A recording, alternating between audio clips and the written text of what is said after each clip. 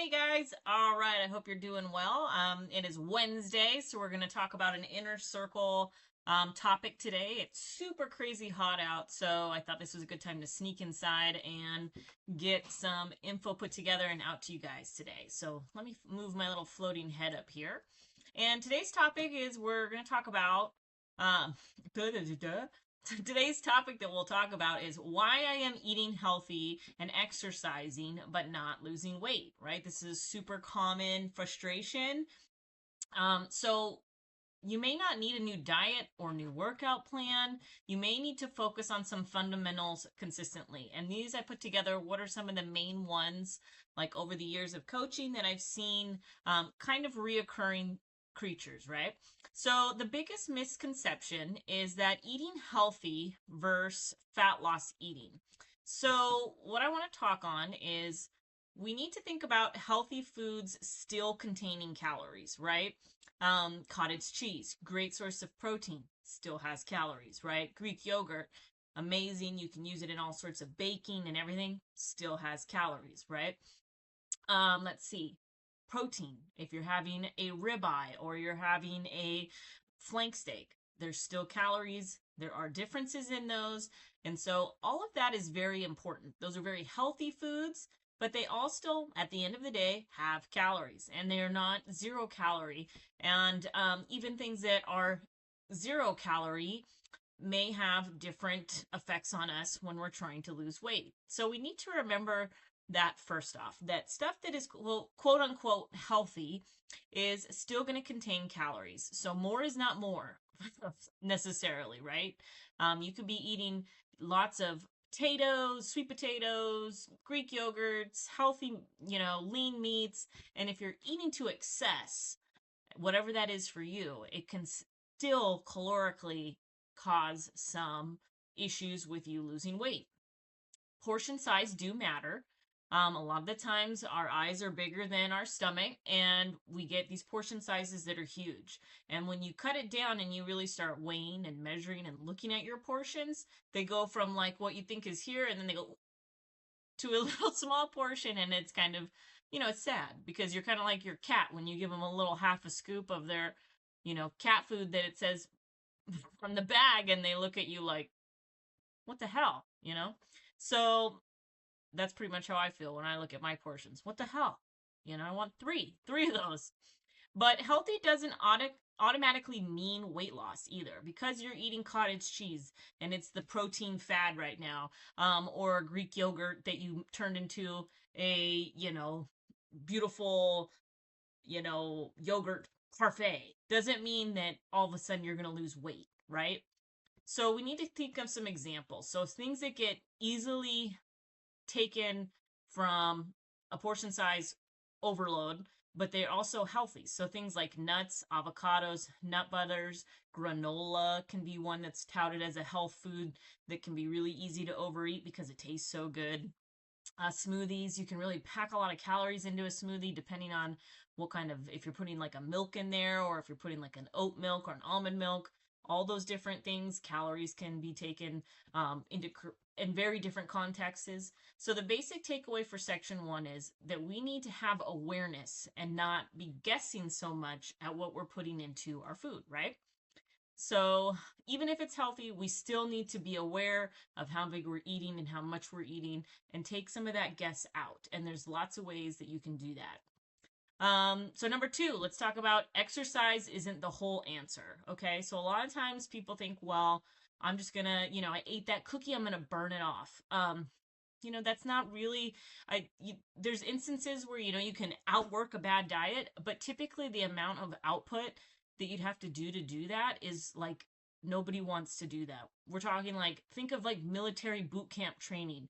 Yeah, those guys can get away with eating, bread and sandwiches and all this, large portions and all these high calorie, high density foods, but they're getting their butts kicked every day and they're putting out an extreme amount of energy every day. Whereas if we're sitting at a desk job and we're barely getting 3,000 steps, we probably don't need to be eating as much. And if we're not exercising as much, that we can't rely on that 30-minute or that 10-minute walk that you did to do the kind of results that you're trying to achieve from it. Those are stepping stones, but we can't expect a 10-minute walk every day to be the key to losing 50 pounds. You know what I mean? You're following the bouncing ball here. So why workouts alone don't often create weight loss is a lot of the times people are mostly overestimating the calories burned. Now, if you're somebody who uses a sports watch, an Apple Watch, any of these things that are telling you how many calories you're burning, or you're using MyFitnessPal and it's saying you've burned this much today, your weight should be this in this amount of 5 weeks or whatever it calculates. Those are just calculations, and there is, room for, you need to think that there is room that it's going to be in an error, right? That there is lots of, these things are great tools, but you can't live and die by what your Apple Watch says, right?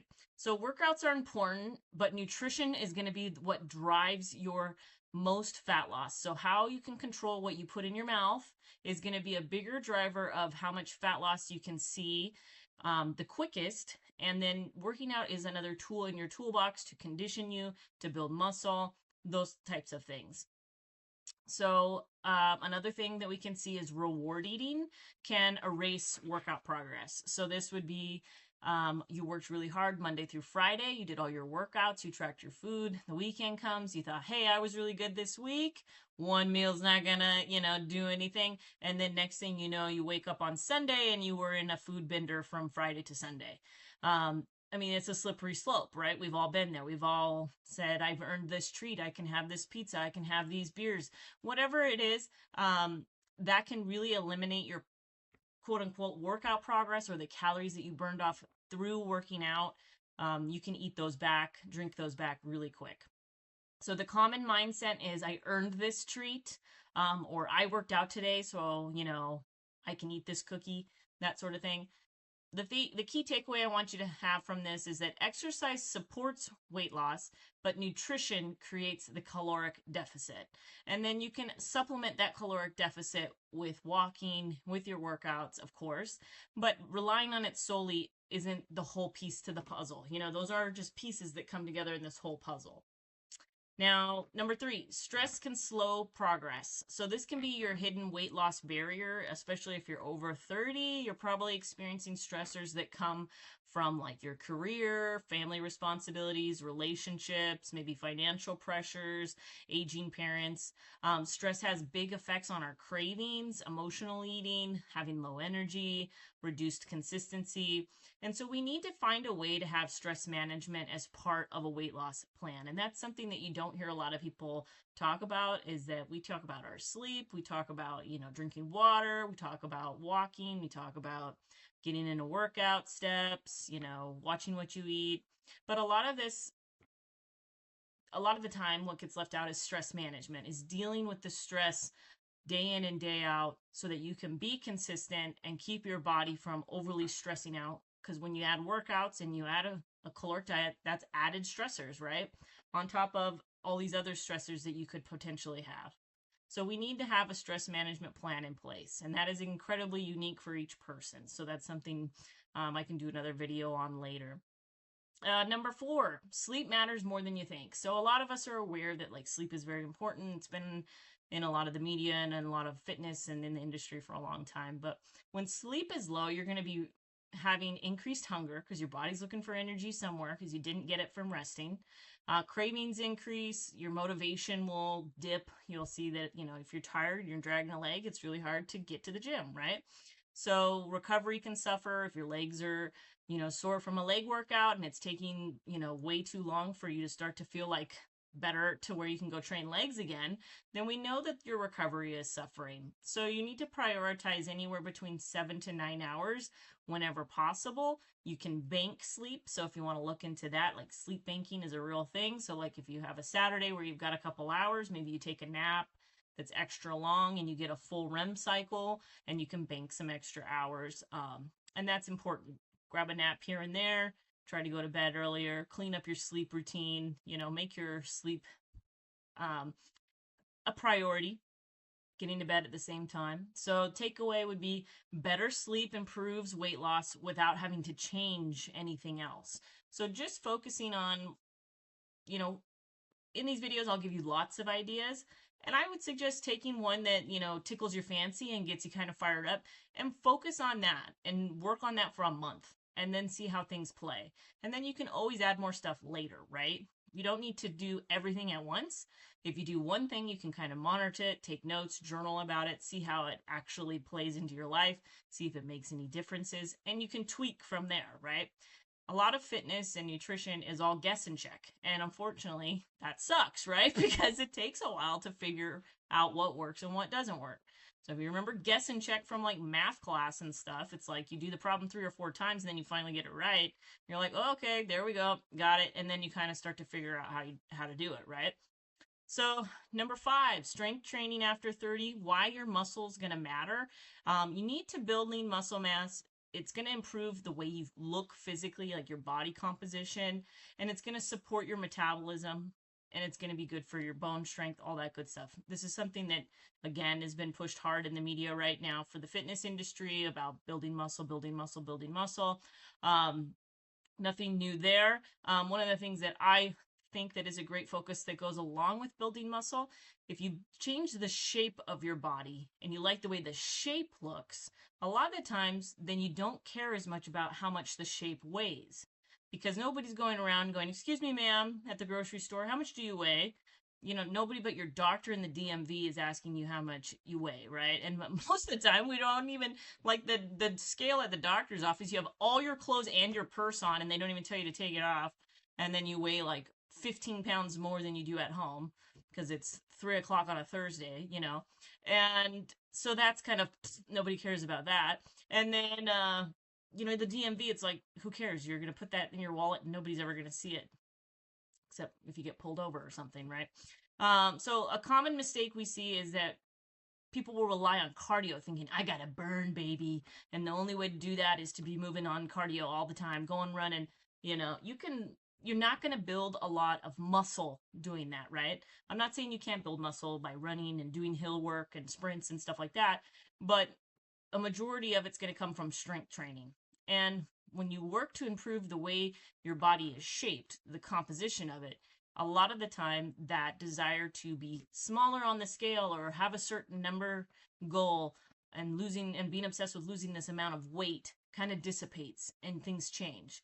So experiment with that and focus on maybe having a couple strength goals. Like I want to be able to do a pull-up, or, I want to be able to squat, the 45s or whatever it is that, gets you excited to train for it.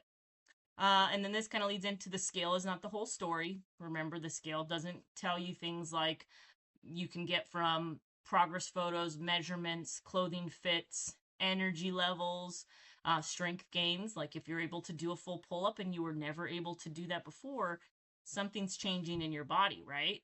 You can't deny that. It's right there. Proof is in the pudding. And those are what I always encourage people that I work with, is that we need to be looking for the gains wherever they're at, because that is proof that something is happening. Just because your scale doesn't tell you, hey, you went down 10 pounds, then it doesn't mean all the work is for nothing. There are changes happening, and you can't let one little tiny element in your toolbox determine whether or not it's pass fail, right? So we have to remember that weight fluctuates. And this is something that I remind my clients of all the time. No matter how many times, it's a broken record that just, I put it on and we just listen to it over and over and over and over and over until it's so burned into your brain that you go, oh yeah, I take my weight and I need to remember that water retention, hormones, sodium, stress, did you take a dump? That kind of stuff plays into this, guys. And so if you're getting on the scale and letting it demoralize you, then we need to mentally step back and look at some things when it comes to this weight fluctuation. Can you think about this logically? Can you look into this and take this from the view of like a scientist with your goggles on and think, okay, I'm doing an experiment here. I'm going to come with a growth mindset and I'm going to figure this out, because if it's a problem and you can come and find the solution, you can fix it. But if you come at it and go, oh, it's never going to be fixed. Oh, this is, all my work's for nothing, then, that's where you're going to be stuck, because you don't have the mindset and the approach to be like, Okay, that didn't work. Let's try something else. What else can I do? That's the person that gets the change. So progress can happen even when the scale doesn't move, and that can be your clothes fitting different. That can be, your waist, your measurements. Taking a tape measurement is very important. So make sure you're utilizing more than one way to measure, right? Photos. What actually works? So simple habits that create results. We want to focus on, and these are stuff that I ingrain in people over and over. These are the consistency foundation basics that you need to have in place. And if you don't have these in place, then you don't get to go to the next level. Okay. So look at these and go, how many of these do I have in place? If I have one, I have two, I have all of them, bada bing. Please extend. Here, take your $200 and go around the board again. Now you're up another level, right? But if you don't have these all in place yet, then you're on the same level and you don't get to dungeon crawl. If there's any readers out there who've read that book, give me a little shout out. But if you don't get to dungeon crawl up to the next level, or down, I guess, to the next level, then you just got to keep working on the simple stuff, guys. We don't go up to level 100 when we can't even do the stuff on level 1, right? So you're focusing on stuff that doesn't matter, that doesn't pertain to you. You're a kindergartner trying to do, pre-calculus. That's not how it works. You got to go back down and go, what's 1 plus 1? And then once you understand how to do that and do it consistently, then you can go to the next level and the next level. So we need to be able to have protein in every meal consistently. Strength train 2 to 4 times per week. That we're daily walking. We have some sort of routine set in place where we either get steps, or we go for 10-minute walks, or we do power walks, whatever it is. You've got something set up to take care of that. You've worked on getting better sleep and are getting better sleep consistently. You have food awareness. You're aware of your diet. You're aware of your journal. You're aware of what you put in your mouth hole, and you can explain it and you can understand it. And when things change on the weight scale, you can look back at your journal and go, that's probably the culprit right there, right? And that you are consistent, that you've been doing this and you've been doing it for longer than if you come to me and you're like, I've been trying everything and it's been like 2 weeks. Bro, you're not even in the game yet. Like, you've got to do this consistently forever. I know that's not what you want to hear, but you're going to have to do this for the rest of your life. If you get fit and you're like, wow, I love the way I look and feel, you don't just get to stay there. There's maintenance. It's called maintenance level. Now you've got to maintain it. You got there. Now you still have to figure out how to maintain it. So guess what? The game goes on forever. And that's not something to be, disappointed in hearing or be like, oh, that sucks. That's what this is. You don't just get to have something. You're not buying this and you own it and it gets shipped here from Amazon and then it goes and sits up on your wall and you get to stare at it. This is something that you have to work at, and the rent is due every day and you got to pay for it every day if you want to keep it. And so there's also something good in that, because you have to earn it, and it's more important to you when you have to earn it and it's not just given to you. So we want to avoid chasing things like detoxes, juice cleanses. Thank God those are kind of like going away. I mean, I haven't heard of them as much.